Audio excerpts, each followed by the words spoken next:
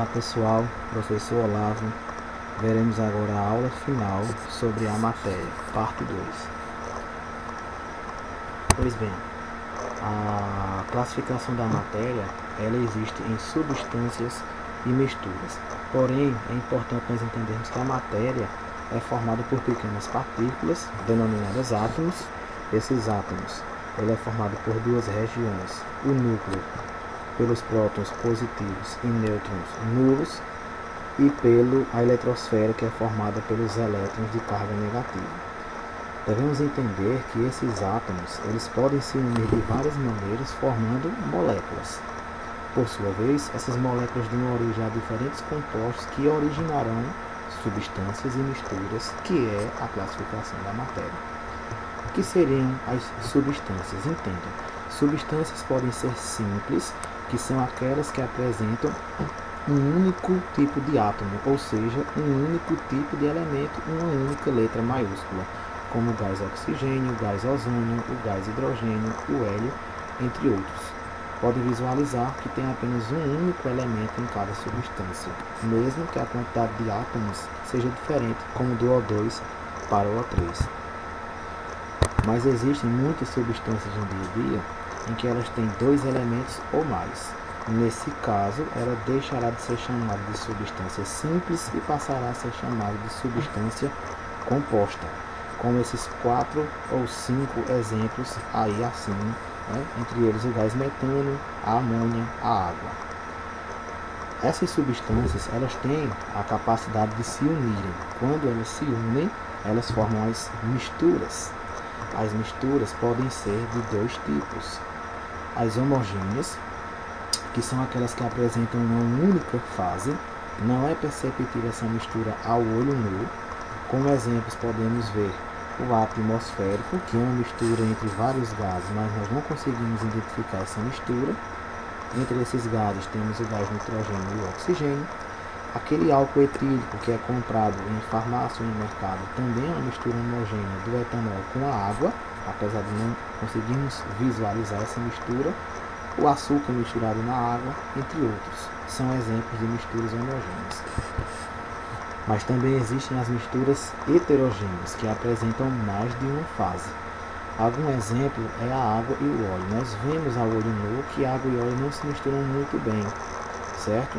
Mas também tem misturas heterogêneas que elas têm aspectos de misturas homogêneas, ou seja, que não conseguimos visualizar essa mistura. Essas misturas heterogêneas que apresentam aspecto homogêneo são chamadas de misturas coloidais, tais como o sangue, o leite, entre outros exemplos. Em resumo, nós vimos que a matéria é muito vasta, muito complexa. Ela se divide em substâncias, que podem ser simples ou compostas, e a partir de duas substâncias ou mais, em misturas, que podem ser homogêneas ou heterogêneas. Pessoal, o processo de separação de mistura consiste no seguinte conceito, que raramente na natureza nós encontramos substâncias puras. Por isso, o ser humano encontrou ou criou alguns métodos para conseguir separar, essas substâncias de uma determinada mistura, como por exemplo na separação de poluentes no tratamento da água, entre outros. É importante nós levarmos em consideração alguns aspectos no processo de separação de misturas. Entre ele, o tipo de mistura, se é homogêneo ou heterogêneo, como nós já aprendemos o que é, a natureza dos elementos químicos que formam essas misturas, além da densidade, que vocês vão ver que é muito importante a questão da densidade, além da temperatura e da solubilidade dos elementos, que é a capacidade de ser dissolvido em um solvente ou não. Vejamos agora. Primeiro, nós iremos aprender os métodos de separação das misturas heterogêneas, de sólido com sólido ou sólido com líquido. O primeiro tipo de separação de sólido com sólido para misturas heterogêneas é a catação. É um método muito simples, muito arcaico, que é baseado normalmente na realização da separação manual de partes sólidas distintas, como por exemplo, separar o feijão bom do feijão que está, entre aspas, ruim. Outro é a ventilação, em que usa a questão da densidade das substâncias serem diferentes com a ajuda do vento. Como podemos perceber nessa imagem, quando jogamos o café ao alto, a sua casca, como é mais leve, menos densa, ela tem a tendência de se separar dos grãos pela densidade.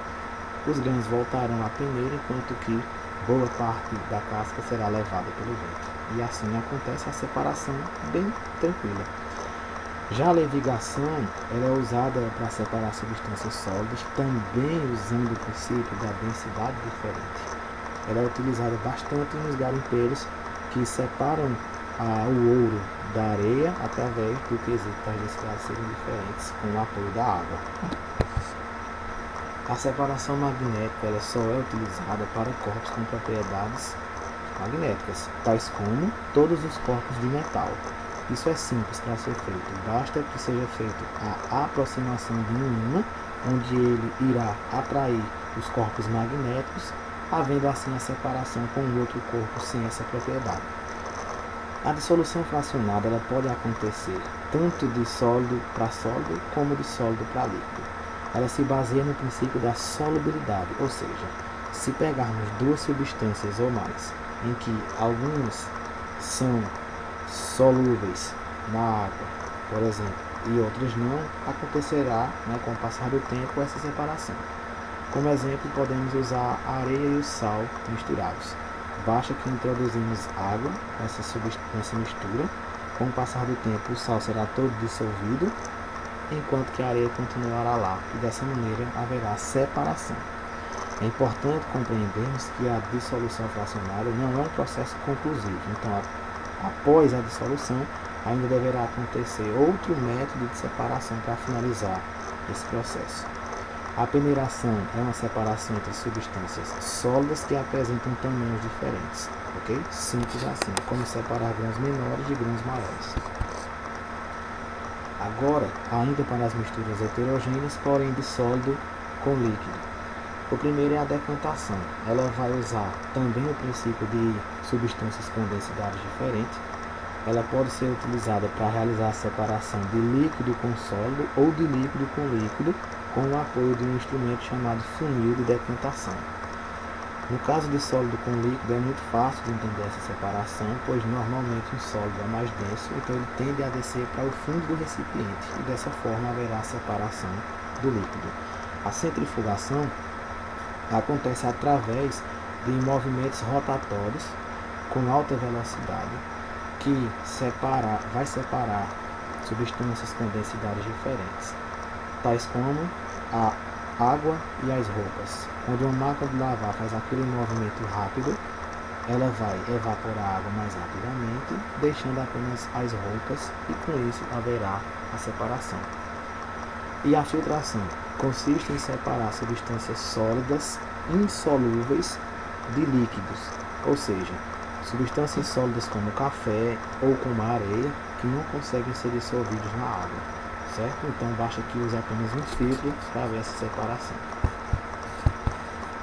Já o método de separação das misturas homogêneas, aquelas que só acontecem em uma fase, são bem menos. Do sólido para o líquido temos duas e de líquido para líquido apenas uma. Vejamos. A destilação simples e a vaporização, eles têm conceitos bem semelhantes e são de sólido com líquido. A separação da destilação simples ela é baseada nos pontos de ebulição das substâncias. E como já sabemos, os pontos de ebulição é a temperatura em que um corpo deixa de ser líquido e vira gasoso. Como os corpos apresentam pontos de ebulição distintos, um vai ebulir primeiro do que o outro e assim haverá a separação do sólido com o líquido. Bem parecido também é a vaporização, em que uma mistura vai ser aquecida até ela evaporar e com isso o corpo de densidades diferentes ou que apresentam propriedades de evaporação diferentes vai ser separado um do outro. Esse processo no dia a dia acontece para a obtenção do sal marinho, ok? Em que a água é evaporada e os cristais de sais ainda continuam em um determinado lugar. Enquanto que a destilação fracionada acontece para separar substâncias líquido com líquido através da ebulição ou vaporização. a substância também vai ser aquecida e aquela que tiver um ponto de ebulição menor vai evaporar primeiro, sobrando só a outra. É assim que separa a água da acetona. Eu espero ter ajudado vocês, né?